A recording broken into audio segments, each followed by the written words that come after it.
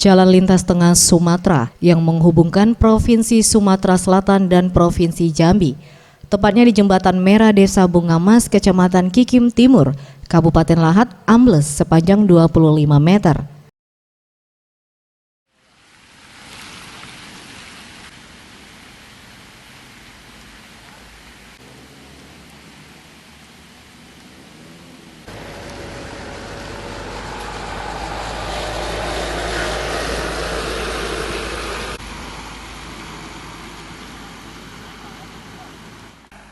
Amblesnya jalan negara ini diduga akibat luapan air sungai Kikim yang menggerus tanah hingga menyebabkan badan jalan ambles sepanjang 25 meter dengan kedalaman 6 meter.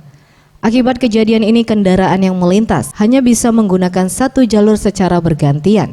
Saat ini petugas dari Balai Besar Pelaksanaan Jalan Nasional atau BBPJN 5 Palembang telah berada di lokasi melakukan penanganan darurat untuk mencegah terputusnya akses jalan negara tersebut.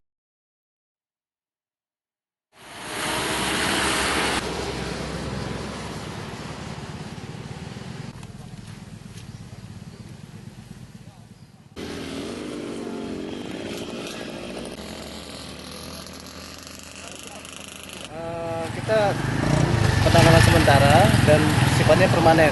Untuk sementara ini kita levelkan dulu ruas ini, jalan ini, biar dapat digunakan secara fungsional oleh kendaraan.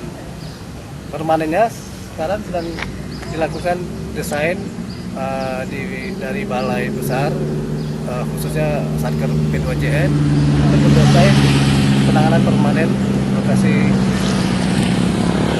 bagian yang tergerus air.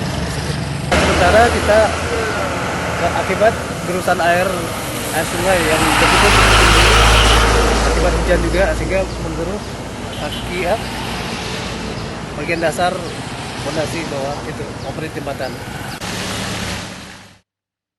Untuk menjaga kelancaran arus lalu lintas kendaraan, sejumlah personel TNI Polri kini diterjunkan di lokasi jalan ambles.